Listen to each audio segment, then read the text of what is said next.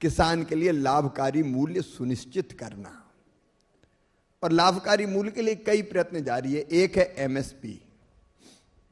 आप आंकड़े उठा के देख लीजिए, जब यूपीए की सरकार थी तो एमएसपी कितनी मिलती थी और कितनी खरीदी जाती थी, और आज एमएसपी कितनी मिलती है। लगभग एमएसपी बढ़ा के दुगनी कर दी गई है। गेहूं हो, चावल हो, तिलहन हो, दलहन हो, मोटा अनाज हो। मैं आज अपने किसान भाइयों से कह रहा हूं, गेहूं चावल हम पूरा खरीदते हैं, गन्ना फैक्ट्रीज लेती है। दलहन और तिलहन में एक ही आंकड़ा बताऊंगा, जब यूपीए की कांग्रेस की सरकार थी तो केवल 6 लाख मीट्रिक टन खरीदा गया था। अब 1,70,000 करोड़, 1,70,000 मीट्रिक टन हमने खरीदा है। पीएम आशा करके की योजना बनाई जिसमें दलहन और तिलहन खरीदा जाएगा। उसके विश्लेषण का मेरे पास समय नहीं है, समय की सीमा है। तो तीसरे, ठीक दाम देने का काम।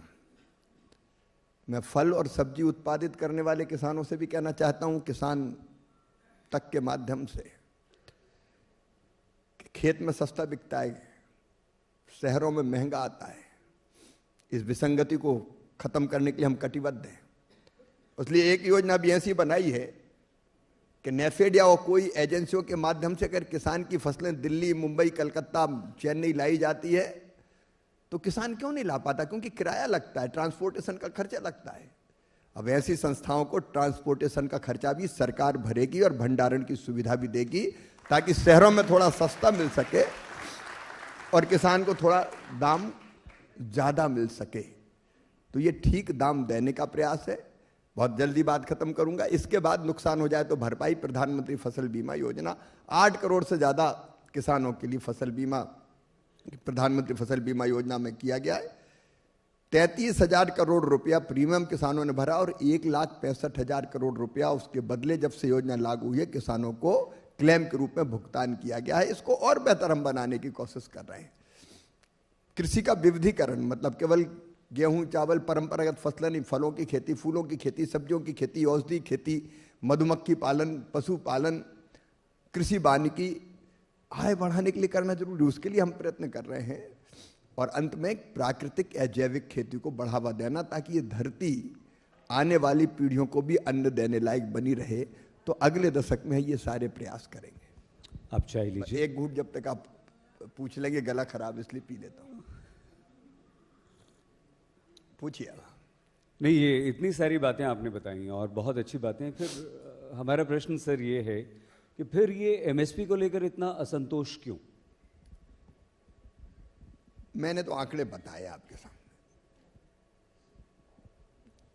जो अधिसूचित फसलें हैं, 22 अधिसूचित फसलें, उनको खरीदने के लिए जो योजनाएं हैं वो हमने बताई।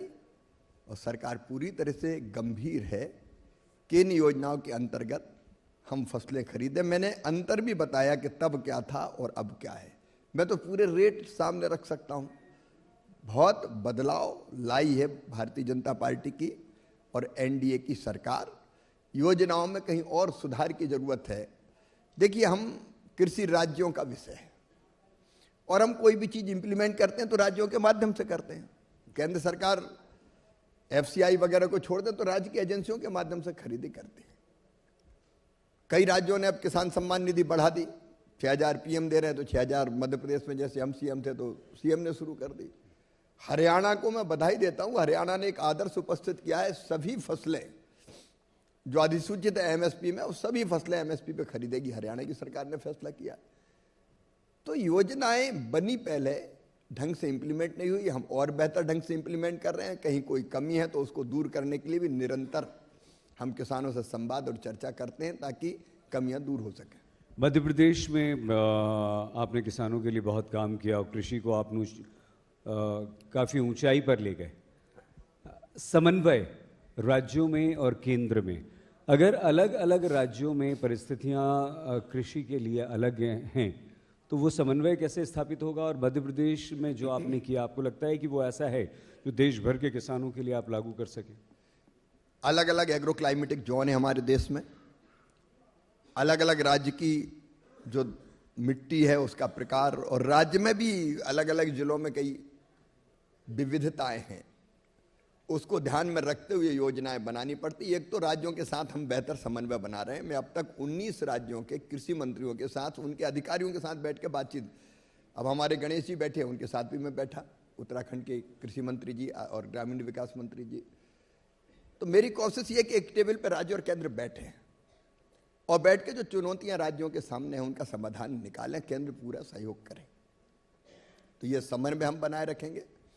जहां तक मध्य प्रदेश का सवाल है, मध्य प्रदेश में कृषि के विकास की दर निरंतर 18% लगातार बनी रही, लगभग 14-15 साल। और कृषि के उत्पादन में मध्य प्रदेश नंबर 1 पे पहुंच, गेहूं जैसी फसलों के उत्पादन में मध्य प्रदेश नंबर 1 पहुंच गया। और उसके लिए भी जो रणनीति हमने बनाई थी वो यही थी, जिसको हम यहाँ इम्प्लीमेंट प्रधानमंत्री जी के मार्गदर्शन में कर रहे हैं। उत्पादन बढ़ाना, लागत घटाना, ठीक दाम देना, नुकसान की भरपाई करना और कृषि का विविधीकरण।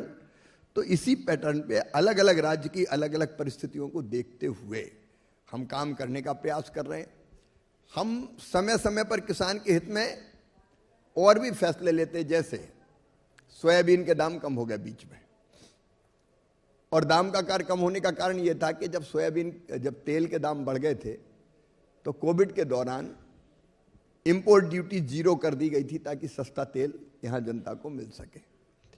उसके कारण इस समय सोयाबीन के रेट कम हुए। हमने तत्काल फैसला किया कि इंपोर्ट ड्यूटी जो पाम ऑयल और बाकी तेलों पे जो 0% है उसको बढ़ा के 27.5% कर दी। गृह मंत्री जी की अध्यक्षता में एक कमेटी होती है, वो फैसला करती है। हमने कृषि विभाग ने अपनी बात रखी, मानी गई। प्याज की ऊपर एक्सपोर्ट ड्यूटी थी 40%, घटा के 20% कर दी। बासमती चावल पे मिनिमम एक्सपोर्ट प्राइस लगी थी, वो हमने ख़त्म कर दी। तो समय समय पर ये फैसले भी परिस्थितियों को देख के हमको करने पड़ते हैं। तो जो मध्य प्रदेश में हुआ वो सारे देश में किया जा सकता है और उस दिशा में हम कदम बढ़ा रहे हैं।